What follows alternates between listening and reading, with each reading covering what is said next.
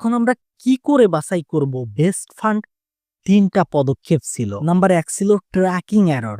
দেখেন যখন ইন্ডেক্সে কোনো চেঞ্জেস আসে তখন কত তাড়াতাড়ি ফান্ড ওকে মিমিক করতে পারে। ইন্ডেক্সের ভিতর থেকে যে শেয়ার বেরোলো, আসলো বা প্রপোর্শন পরিবর্তন হলো, কত তাড়াতাড়ি ইন্ডেক্স ফান্ড ওকে ক্যাপচার করে। এটা কমপক্ষে কম হওয়া দরকার। তাহলে অতটাই ভালোভাবে মিমিক হতে পারবে। ১ম পদক্ষেপ এটা ছিল। Number ২ expense ratio. এটা তো আমাদের সবথেকে কম লাগবে। কারণ একের থেকে তো ফান্ড ম্যানেজার নিজের বুদ্ধি খাটাচ্ছে না। যে ইন্ডেক্স করতেছে ওকে কপি করতে হবে। তাহলে ঘুষ কিসের জন্য? ফিস তো কমপক্ষে কম হওয়া উচিত, তাই না? বা মোটে না হওয়া উচিত। তো লোয়েস্ট ফিস এই ক্যাটাগরিতে আমাদের জন্য খুব দরকার ছিল। আর নাম্বার ৩ হোয়াইট রিস্ক।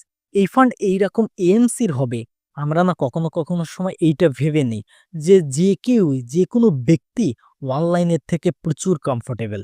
এটা মোটেও নেসেসারি না। কেউ অফলাইন ইনভেস্ট করতে চায়, কেউ ব্যাংকে যে ডিস্ট্রিবিউটরের থেকে আরআইএ এর থেকে কেউ অনলাইন করতে চাইবে। তো এই ফান্ডের অ্যাভেলেবিলিটি যেন ভালো হয়।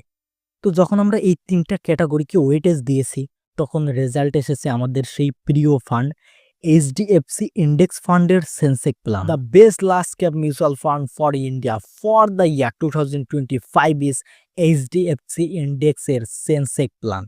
এর ভিতর যদি আপনার রিটায়ারমেন্ট কিছুটা দূরে হয় তাহলে আমি প্রেফার করব আপনি গ্রোথের অপশনের সাথেই যান। আরও একটা জিনিস আমি আপনাদের কাছ থেকে চাই,